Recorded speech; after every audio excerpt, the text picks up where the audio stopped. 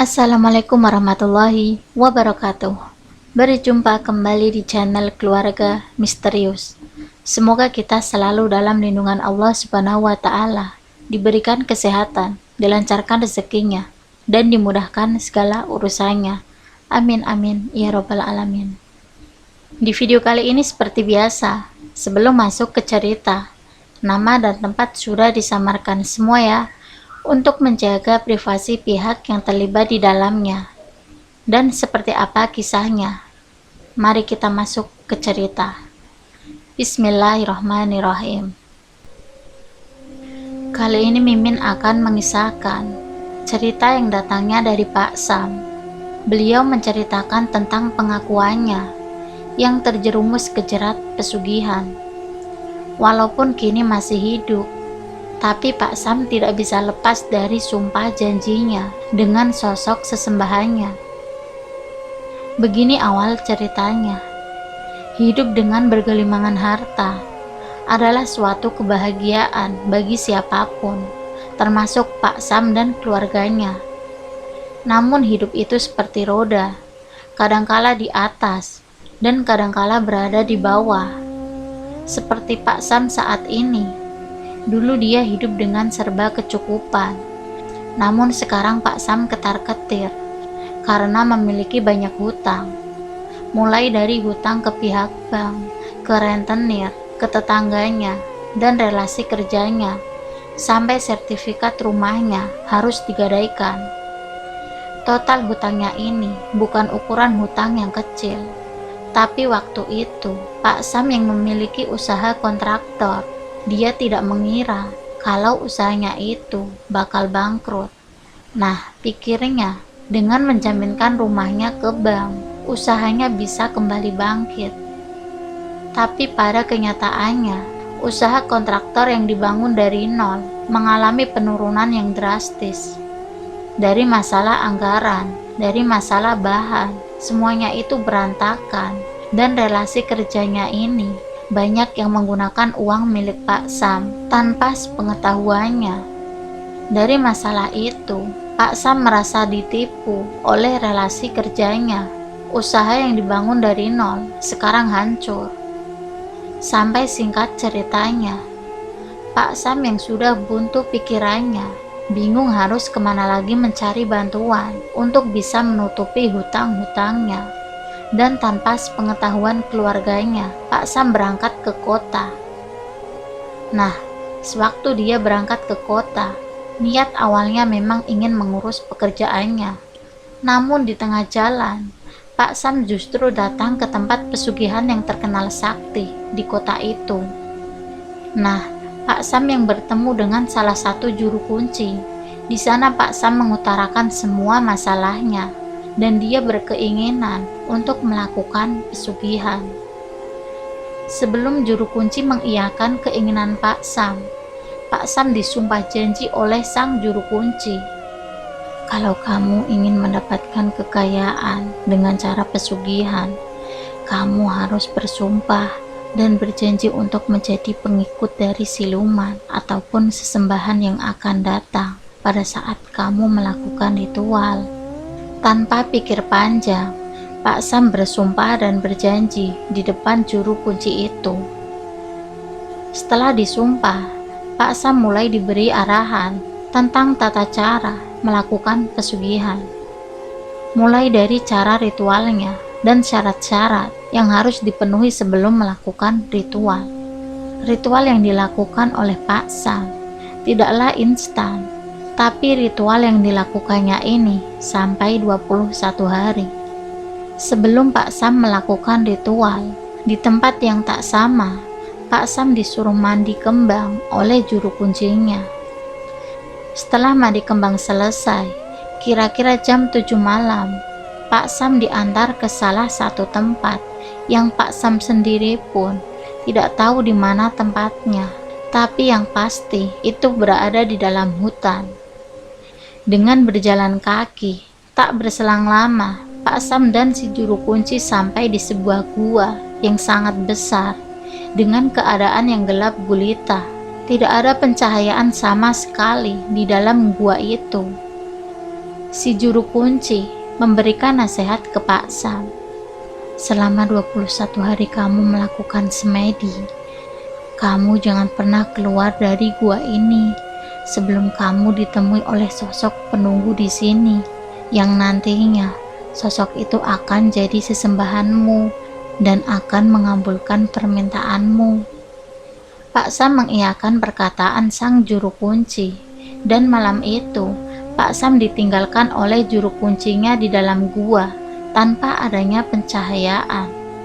Pak Sam mulai melakukan semedi di dalam gua itu dengan membaca mantra-mantra yang diajarkan oleh juru kunci.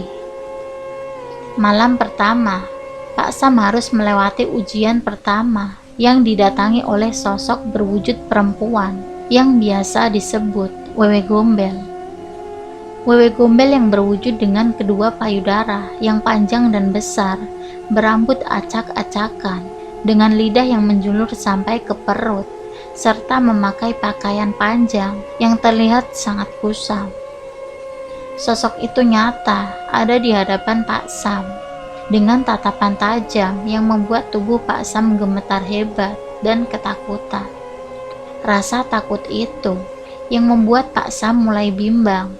Dia akan gagal melakukan ritual pesugihan dan hutangnya tidak terlunasi, dan juga rumahnya akan ditarik oleh pihak bank yang nantinya anak istrinya Pak Sam akan hidup dengan serba kekurangan. Mengingat hal itu, Pak Sam mencoba menghalau rasa takutnya dengan memejamkan mata sembari membaca mantra. Tak berselang lama, saat Pak Sam membuka mata, sosok itu sudah menghilang entah kemana. Ujian pertama telah dilewati, dan tidak tahu apa sudah pagi, atau siang, ataupun malam, karena suasana di dalam gua itu sangat gelap. Ujian berikutnya, Pak Sam ditemui oleh sosok hewan buas. Sosok itu berwujud harimau, dengan gigi taringnya yang panjang. Pak Sam dalam keadaan semedi, tiba-tiba diterkam oleh sosok harimau itu.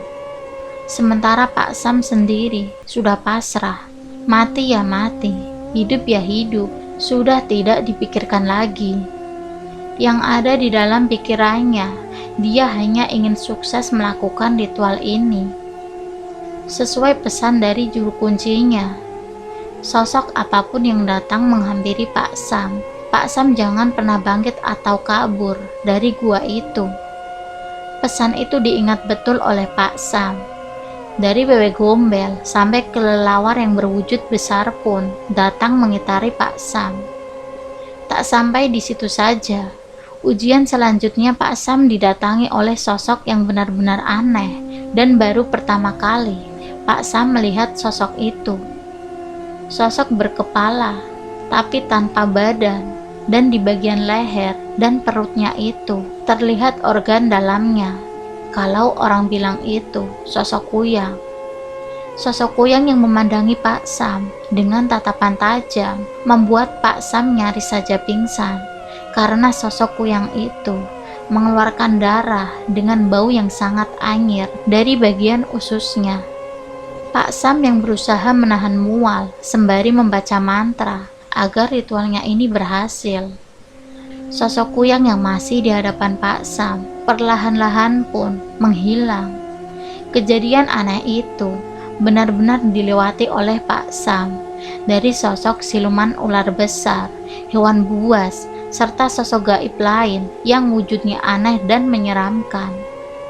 Nah, ujian yang paling menyeramkan bagi Pak Sam itu adalah saat Pak Sam didatangi oleh sosok pocong yang wajahnya itu tidak lain adalah wajah dirinya sendiri.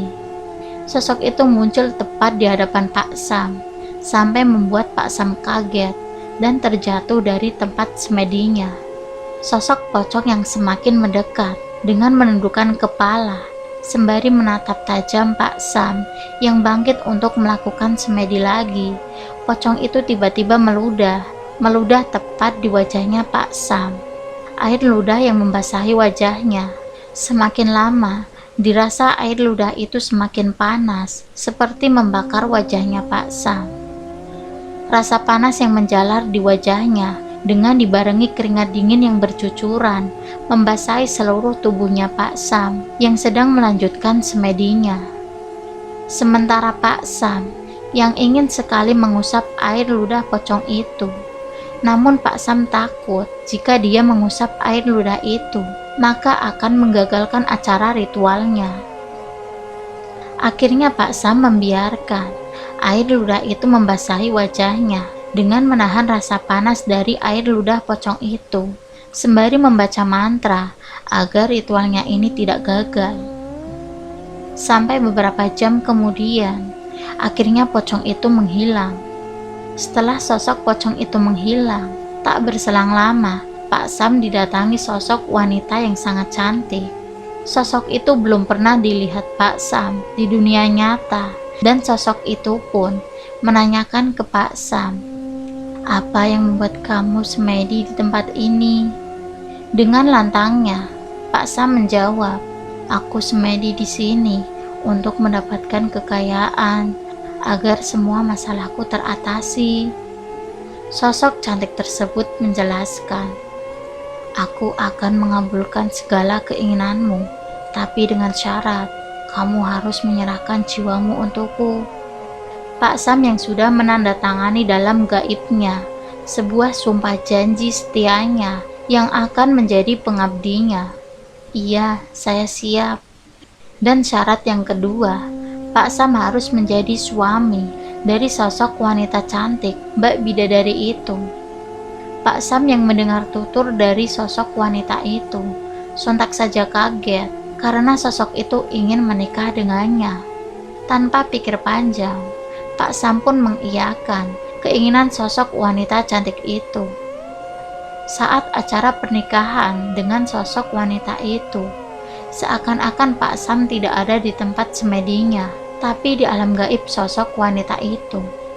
Di sebuah kerajaan yang sangat indah, Pak Sam melangsungkan pernikahan dengan sosok wanita tersebut.